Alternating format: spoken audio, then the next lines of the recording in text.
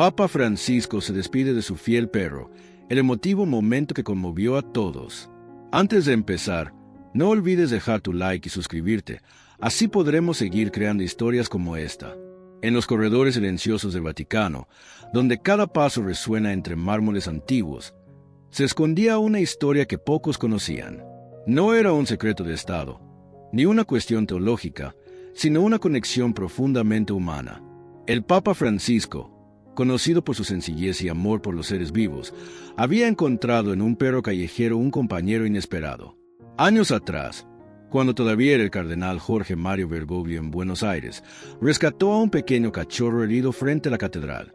El animal, de pelaje marrón y ojos tristes, parecía haber perdido toda esperanza hasta que aquel hombre de sotana oscura lo alzó en brazos.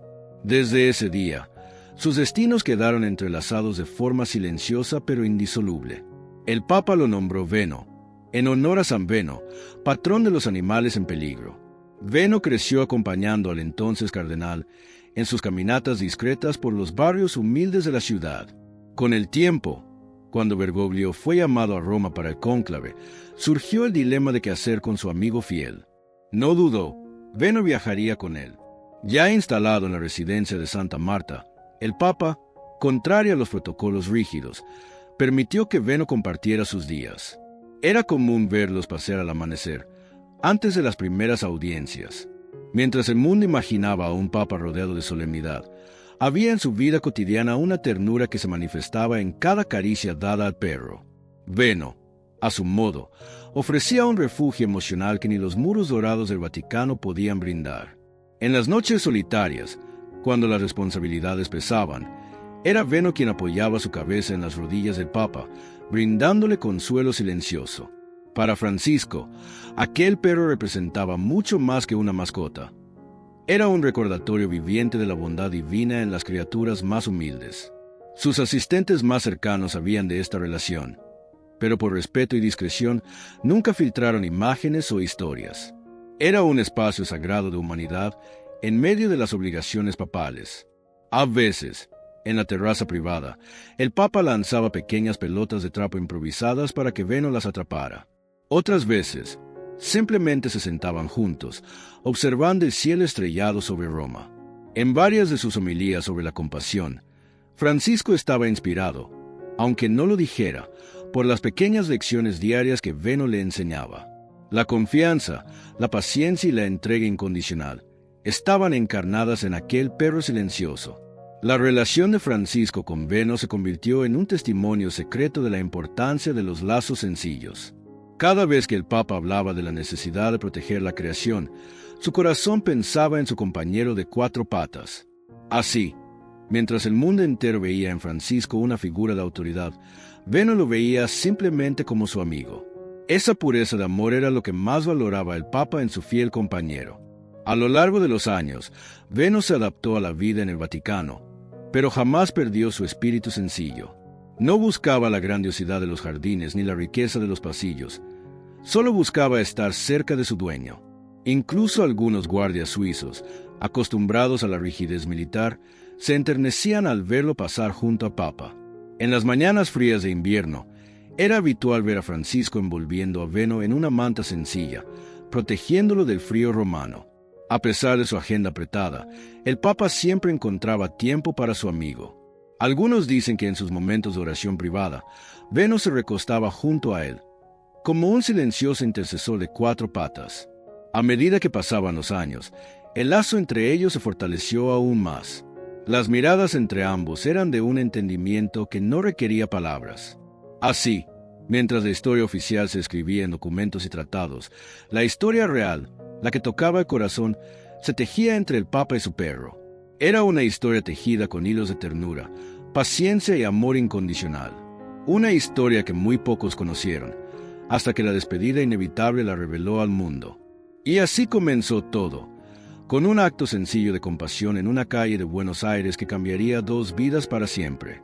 Cuando el Papa Francisco asumió pontificado en 2013, el peso del mundo pareció caer sobre sus hombros. Veno, siempre perceptivo, notó la tensión incluso antes que los colaboradores más cercanos del pontífice, Durante las largas noches de lectura y preparación de discursos, el perro se acurrucaba a los pies de su amo. Aquella presencia silenciosa calmaba la mente del Papa cuando los asuntos de la curia se volvían abrumadores. En los primeros meses, los críticos cuestionaban su visión reformista y la resistencia interna se hacía sentir. Cada vez que regresaba a su habitación con el ceño fruncido, Benno movía la cola y lo recibía con un lamido tranquilizador. El Papa sonreía entonces, recordando que el amor se manifiesta a veces en gestos sencillos. Hubo una tarde en que un duro informe financiero sacudió al Vaticano y Francisco se encerró a meditar. Allí, Benno apoyó su cabeza sobre el regazo pontificio, como si quisiera absorber la preocupación ajena, aquella pequeña caricia en el lomo del perro bastó para que Francisco recobrara fuerzas y saliera a enfrentar la adversidad. Durante el año del Sínodo de la Familia, la presión mediática fue intensa y las entrevistas se sucedían sin respiro. Entre una cita y otra, el Papa se refugiaba en los jardines con Benno, respirando profundamente el aroma de los olivos. En esos paseos privados compartían un silencio lleno de significado, donde las palabras sobraban. Benno parecía entender que no debía ladrar ni distraer. Simplemente caminar junto a Pontífice. Una madrugada, Francisco escribió una encíclica sobre la creación y se bloqueó buscando las palabras justas. El perro, inquieto, le trajo su pelota favorita, obligándolo a levantarse y estirar las piernas. Aquella pausa inesperada desbloqueó la inspiración, y la encíclica terminó incluyendo un pasaje sobre la fraternidad universal que más tarde conmovió al planeta. Llegó la pandemia y la plaza de San Pedro quedó vacía por primera vez en siglos, sumiendo al Vaticano en una quietud dolorosa. El Papa celebraba misas televisadas, rodeado de bancos vacíos y un eco frío entre columnas. Sin embargo, Benno ocupaba la primera fila invisiblemente, sentado cerca del altar, ofreciendo un silencioso aplauso con su mera existencia. Cuando Francisco salió solo bajo la lluvia para la histórica bendición Urbi et Orbi de marzo de 2020, Benno lo esperó tras la puerta.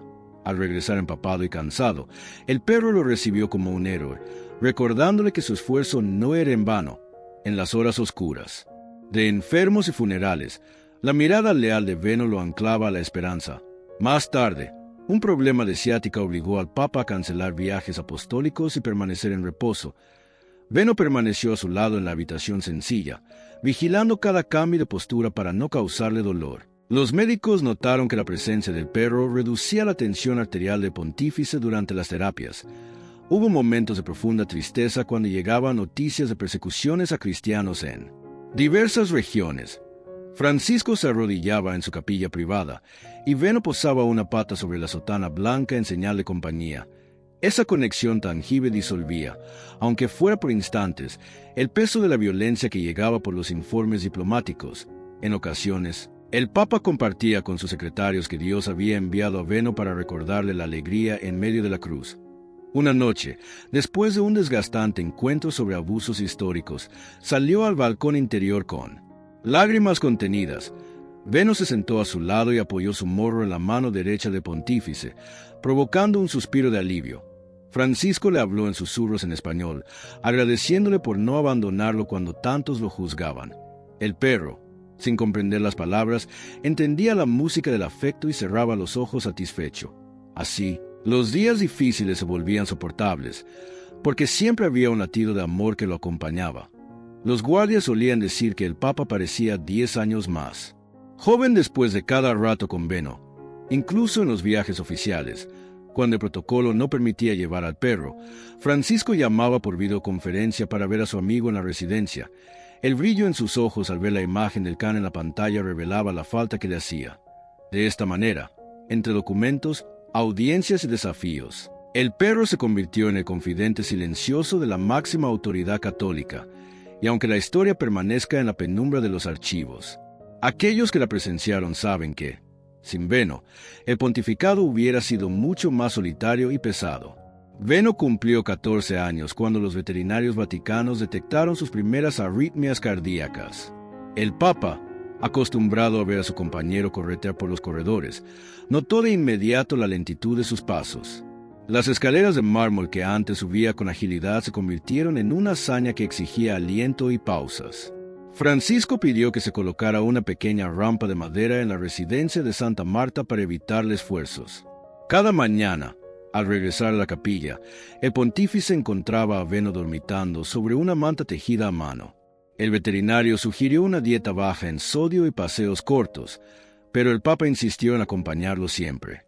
Aun cuando la agenda se apretaba, reservaba 20 minutos de caminata lenta entre los naranjos del jardín de la Pigna.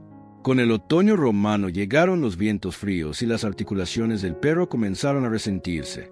Un suave temblor recorría sus patas traseras cada vez que se levantaba después de una siesta prolongada. Francisco aprendió a masajearle las caderas con aceite tibio, gesto que aliviaba al animal y les regalaba silencio compartido. Las noches fueron haciéndose más largas porque Benno jadeaba buscando una posición cómoda para dormir. El Papa mandó traer un colchón ortopédico especial desde Milán, forrado en lino blanco y sencillo. Aunque agradecido, Benno prefería acostarse cerca de los zapatos gastados de su dueño, donde hallaba el olor familiar. En diciembre, una tos seca interrumpió las reuniones del pontífice, obligándolo a excusarse para atender al perro. Los cardenales comprendieron entonces cuán íntimo era aquel vínculo invisible que unía al Santo Padre con la criatura. Las radiografías revelaron un corazón agrandado y un pulmón con manchas propias de la edad. Francisco mantuvo la compostura, pero sus ojos se humedecieron al escuchar la prognosis reservada. Pidió al médico que hablara en voz baja para no alarmar al can, que observaba con mirada confiada. En los días siguientes, las visitas diplomáticas siguieron, pero el Papa parecía ausente, pendiente de cada respiración ajena. Mandó preparar una pequeña capilla improvisada en su habitación para poder orar sin alejarse de Benno. Allí recitaba el Salmo 23 mientras la cabeza plateada del perro descansaba sobre sus rodillas. Una madrugada de enero, el animal sufrió un leve colapso que hizo sonar alarmas discretas en la residencia. El Papa, descalzo y con la sotana arrugada, corrió por el pasillo sosteniendo al perro contra su pecho. Los guardias suizos abrieron paso, conmovidos por aquella imagen de vulnerabilidad papal. Benno recibió oxígeno y estabilizó, pero quedó claro que el tiempo se agotaba con la rapidez de un suspiro. Francisco decidió cancelar un viaje pastoral a África, priorizando estar junto a su amigo en el tramo final. Los periodistas especularon sobre razones de salud del pontífice, ignorando la verdadera causa de su permanencia en Roma. Cada atardecer, el Papa llevaba a Benno a la ventana que da a la plaza de San Pedro para que sintiera la brisa del Tíber. Le hablaba al oído sobre la belleza de la creación, como si el perro comprendiera la poesía de la despedida. Los coros de la Capilla Sistina ensayaban un requiem, y las notas viajaban por los claustros hasta la habitación iluminada. Esas melodías parecían arrullar al animal, que cerraba los ojos mientras su respiración se hacía más pausada. La casa pontificia se volvió un claustro de ternura. Monjas traían paños tibios, jardineros acercaban macetas de lavanda. Francisco agradecía cada gesto, consciente de que el amor colectivo suavizaba la inminencia del adiós. Una tarde lluviosa, Benno intentó levantarse para seguir al Papa que se dirigía a la puerta, pero sus patas cedieron. El pontífice regresó de inmediato, lo alzó con cuidado y susurró: «No me dejarás, simplemente me esperarás». La frase quedó grabada en la memoria de quienes la escucharon, pues contenía la fe en la eternidad de los lazos. Cuando llegó la Cuaresma, el Papa ofreció su ayuno por la paz del alma de su compañero, aún vivo pero frágil. Los veterinarios prepararon cuidados paliativos, y el Santo Padre firmó los documentos con mano temblorosa. En su diario personal, escribió que los animales son cartas de Dios escritas con huellas y miradas. La tarde previa al desenlace, pidió al coro que interpretara el Laudato Si en voz baja, junto a la cama de Benno. Las luces se atenuaron y el perfume del incienso dibujó volutas que parecían puentes entre el cielo y la tierra. Francisco sostuvo la pata del perro durante horas, rezando el rosario completo sin apartar la vista de aquellos ojos fieles. El susurro final del animal fue más un respiro que un gemido, una exhalación que se llevó un pedazo de corazón papal. Y así, en la quietud sagrada de la habitación, terminó la era terrenal de Benno, dejando al Papa sumido en una tristeza serena que pronto conmovería al mundo entero. El sol apenas se insinuaba sobre las cúpulas cuando el Papa Francisco comprendió que la muerte de Benno exigía una respuesta a la altura de su amor. Sabía que el protocolo vaticano no contemplaba funerales para animales, pero el corazón le dictaba un ritual que honrara la dignidad de su compañero. Reunió a su pequeño consejo privado y expuso, con voz suave pero firme, que deseaba un sepelio íntimo en los jardines, lejos de las cámaras. Algunos asistentes, sorprendidos, sugirieron la cremación anónima, pero el Papa rechazó la idea sin levantar la voz, evocando la parábola de la oveja perdida. Explicó que Venno había sido un signo de la ternura divina y, como tal, merecía reposar en suelo bendecido. Se retiró entonces a la capilla de la Pietà para meditar, llevando entre las manos el collar desgastado del perro, ahora convertido en reliquia personal. Allí, ante la escultura de Miguel Ángel, pidió luz para no convertir su duelo en capricho, sino en testimonio de compasión universal. La respuesta llegó en forma de paz interior. Debía ceder el cuerpo de Venno a la tierra que él tanto había olfateado en sus paseos cotidianos. Volvió a su escritorio y escribió de su puño y letra una breve oración fúnebre inspirada en San Francisco de Asís, invocando a todas las criaturas que alaban al Creador aún en su silencio. El texto, de apenas 10 líneas, vibraba con una verdad que ningún decreto podía refutar. La misericordia no conoce especies, la bondad no requiere permiso. Con aquella plegaria en el bolsillo, se dirigió al vivero Vaticano para elegir un lugar. Eligió un rincón cerca de un naranjo centenario, donde Venno solía detenerse a husmear el aire, como si buscara mensajes invisibles. Ordenó cavar una fosa modesta, lo suficiente para que la tierra cubriera suavemente el cuerpo sin oprimirlo. Mientras los jardineros trabajaban, Francisco permaneció de pie, entrelazando los dedos en silencio, contemplando cómo cada palada de tierra era un acto de obediencia amorosa. Al caer la tarde, llegó la hora de vestir a Venno por última vez.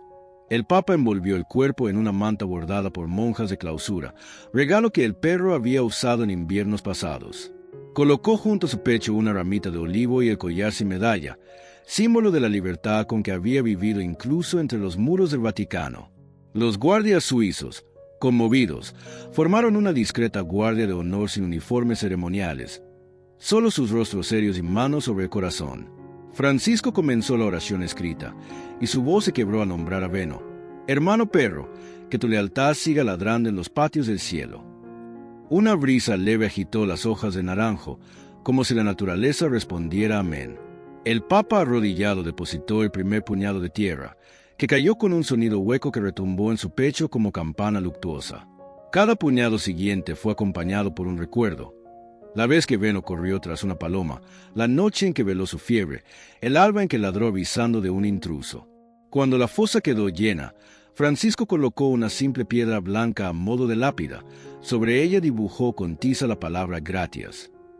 No necesitaba más, porque agradecimiento era la mejor teología para aquel momento. Los presentes se retiraron en silencio, dejándolo solo frente a un montículo fresco. Entonces, el pontífice se sentó en la hierba húmeda, ignorando el frío que calaba la sotana, y habló al cielo como un niño que acaba de perder a su mejor amigo. Confesó que temía las noches sin el sonido rítmico de las patas sobre el suelo de madera. Pidió fortaleza para no caer en la nostalgia estéril y sabiduría para convertir el dolor en compasión renovada. Sus lágrimas, pocas y contenidas, cayeron sobre la tierra oscura y se mezclaron con ella, sellando un pacto de recuerdo eterno. Al levantarse, notó que las campanas de San Pedro repicaban el ángelus tardío como si el tiempo mismo hubiera esperado su duelo. Decidió que al día siguiente contaría la historia en la audiencia general, no para exhibir su pena, sino para recordarle al mundo la importancia de los lazos sencillos. Esa noche, sin embargo, el eco de las habitaciones vacías puso a prueba su determinación. Encendió una vela junto a la ventana abierta y dejó que la llama pequeña luchara contra la oscuridad inmensa. Se sentó en la butaca donde Venno solía reposar la cabeza y, al cerrar los ojos, creyó oír un suave jadeo que provenía del recuerdo. Sonrió entre sollozos, comprendiendo que la ausencia también podía ser presencia cuando se ama sin condiciones. Antes de dormir, escribió en su diario: «Hoy he celebrado la liturgia del adiós y he aprendido que desprenderse es otra forma de ofrenda». Ordenó que el collar del perro fuera guardado en una cajita de madera de olivo para entregarlo algún día a un niño que necesite esperanza. Luego apagó la luz, dejando que la luna iluminara el pasillo donde ya no resonarían garras, pero sí la memoria de cada paso compartido. En ese silencio consagrado, el Papa comprendió que su dolor no era obstáculo sino puerta, la puerta por la que millones podrían pasar para descubrir que toda criatura es sacramento de ternura. Y así, Selló la noche con una oración de abandono, entregando a Veno a Dios y entregándose él mismo a la misión de consolar a quienes pierden lo que aman. La mañana siguiente amaneció con una claridad inusual sobre la ciudad eterna, como si el cielo quisiera iluminar con delicadeza el luto de Papa. Francisco se levantó antes del alba, vistió su sotana blanca con un cíngulo sencillo y tomó entre sus manos el pequeño relicario que contenía un mechón de pelaje de Veno. En la capilla Redemptoris Mater, un reducido grupo de religiosas preparaba discretamente los cirios y el incienso para una liturgia nunca antes celebrada en esos muros. El Papa pidió que la ceremonia fuese íntima, sin fotógrafos ni diplomáticos, solo las personas que Veno había tocado con su presencia silenciosa. El coroino, compuesto por 6 voces masculinas y 2 femeninas, ensayaba un canto gregoriano inspirado en el Cántico de las Criaturas de San Francisco de Asís.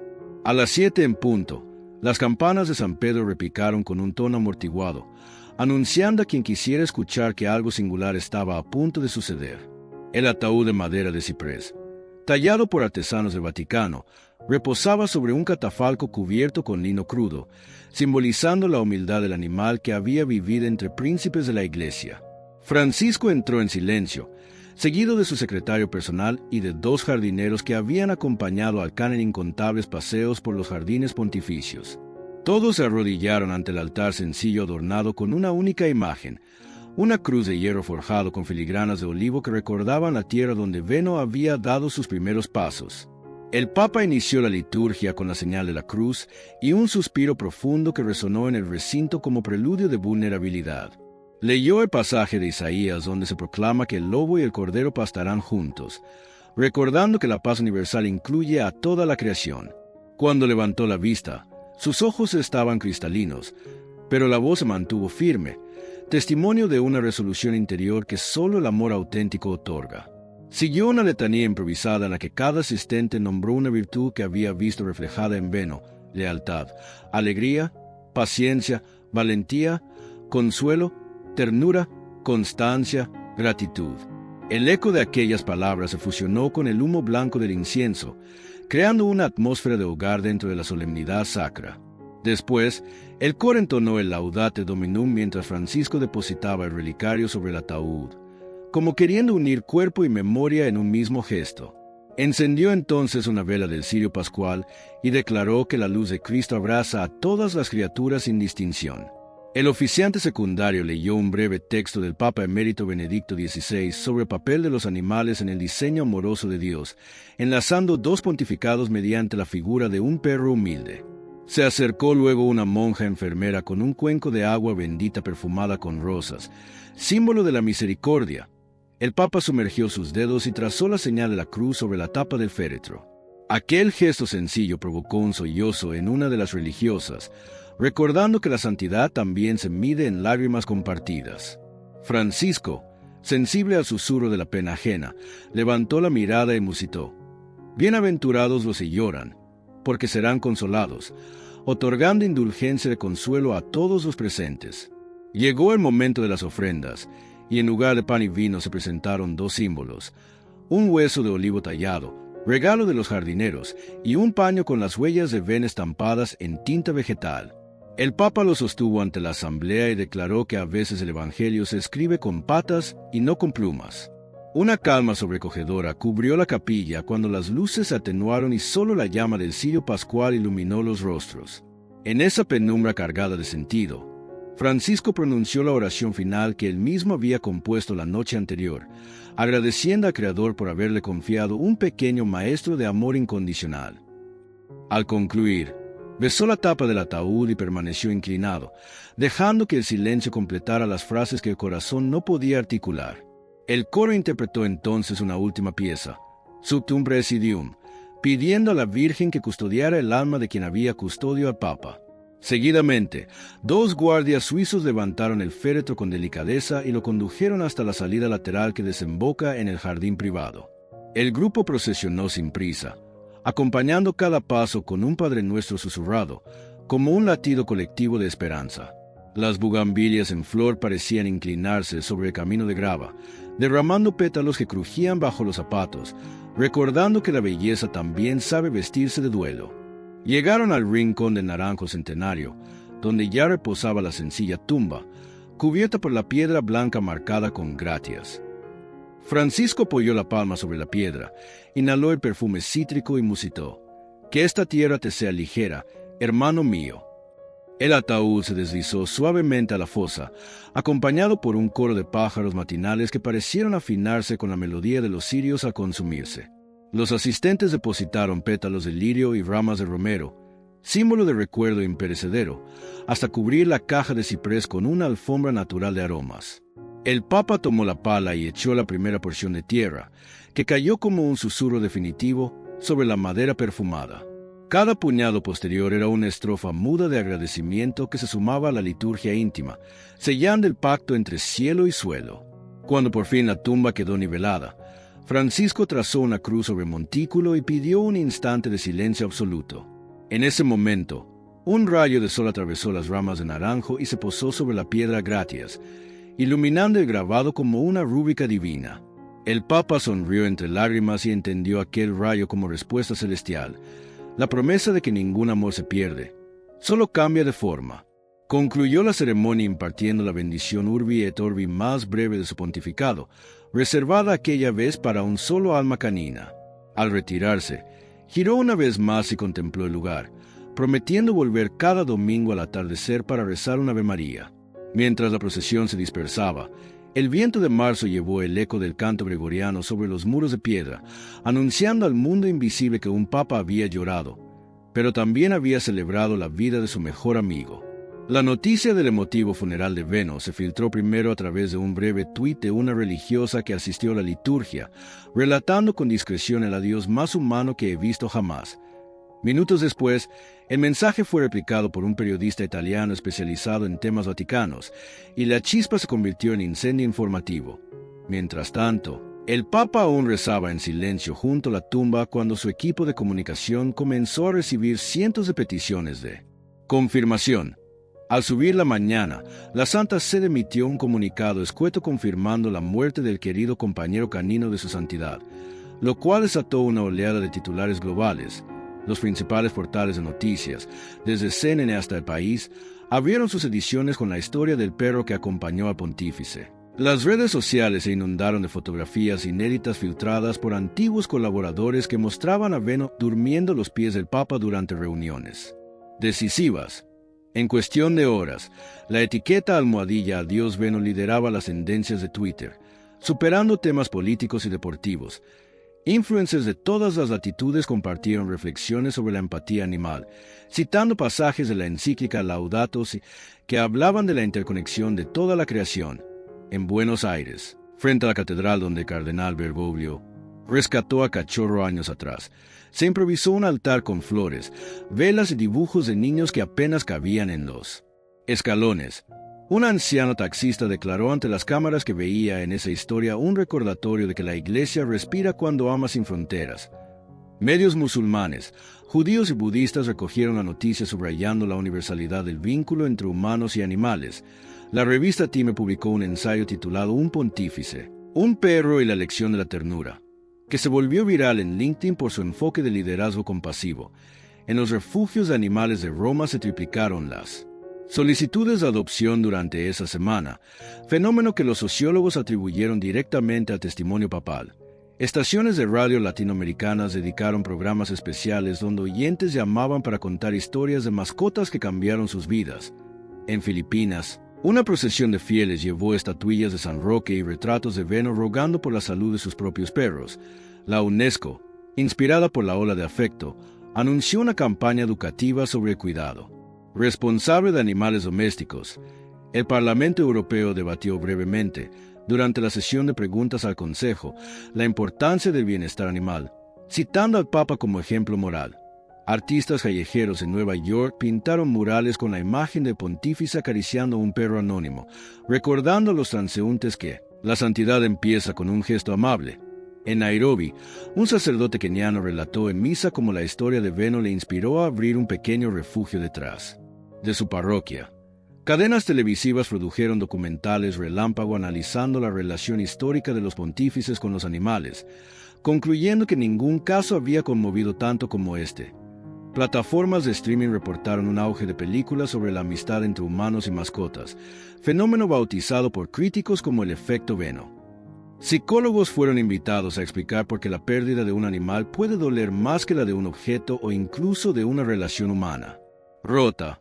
La Universidad de Oxford convocó un simposio interdisciplinario sobre compasión interespecie y teología, con ponencias que citaban a Santo Tomás y a la etóloga Jane Goodall en la misma línea argumental.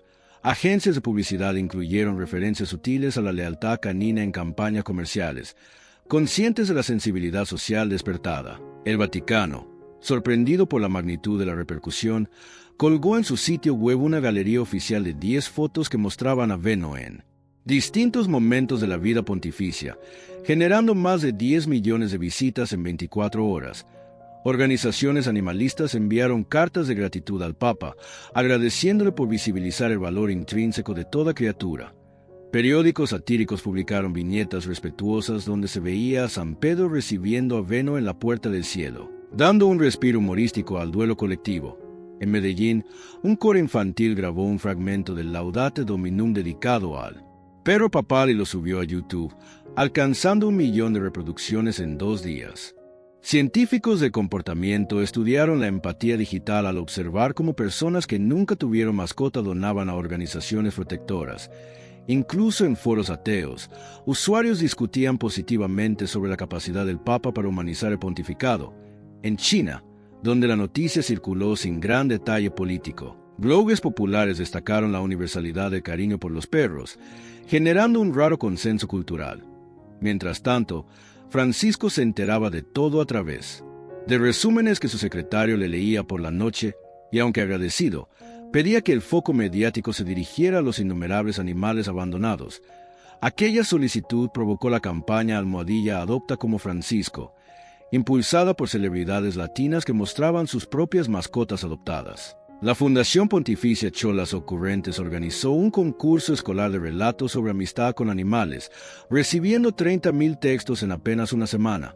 La televisión estatal italiana dedicó un especial de Prime Time donde veterinarios, teólogos y filósofos debatieron sobre el alma de los animales. Un poeta libanés compuso un soneto titulado Veno en los claustros del cielo que fue traducido a 12 idiomas. El Wall Street Journal analizó el impacto bursátil de las empresas de comida para mascotas tras la historia, detectando un leve repunte. Académicos de comunicación de masa señalaron que la narrativa combinaba cercanía papal, vulnerabilidad y amor universal, ingredientes perfectos para la viralidad. Al cabo de 7 días, Google registró el pico histórico de búsquedas relacionadas con Papa Francisco Perro. Y mientras el mundo seguía contando y compartiendo la historia, los jardines vaticanos se transformaron en destino de peregrinación espontánea. Con visitantes se dejaban al pie del naranjo peluches, cartas y correas como ofrendas simbólicas. Así, la despedida de un humilde perro se convirtió en un cataclismo de ternura colectiva que cruzó fronteras, credos y lenguas, demostrando que, a veces, la fuerza más poderosa del planeta es la compasión compartida. Cuando finalmente se apagó el eco mediático y los jardineros retiraron los últimos ramos marchitos del rincón de naranjo, el Papa Francisco emprendió la tarea más silenciosa y profunda de su duelo: convertir la memoria de Veno en semilla de esperanza. Comenzó por incluir, en cada ángelus dominical, una breve referencia a la bondad de todas las criaturas. Recordando que la compasión es la primera pedagogía del Evangelio, en una audiencia general, mostró ante miles de fieles el collar gastado del perro y explicó que el amor deja huellas que ni el tiempo ni la muerte pueden borrar. Esa frase se convirtió en lema de camisetas, pancartas y hashtags, pero para el pontífice era sobre todo un compromiso interior. Poco después, aprobó la creación del Fondo Veno, destinado a sostener clínicas veterinarias gratuitas en barrios populares de ciudades latinoamericanas, donde niños y ancianos pudieran llevar a sus animales sin pagar un centavo. La iniciativa sorprendió a la curia, acostumbrada a proyectos estrictamente humanos, pero el Papa insistió en que cuidar al más pequeño de los seres vivos es custodiar la chispa de Dios en la tierra. Las donaciones fluyeron desde todos los continentes, incluidas aportaciones anónimas de ateos declarados, demostrando que la ternura trasciende credos. En paralelo, Francisco envió una carta apostólica titulada Predicate Misericordiam in Universa Creatura, donde exhortó a los católicos a considerar a los animales como prójimos en El canto de la creación.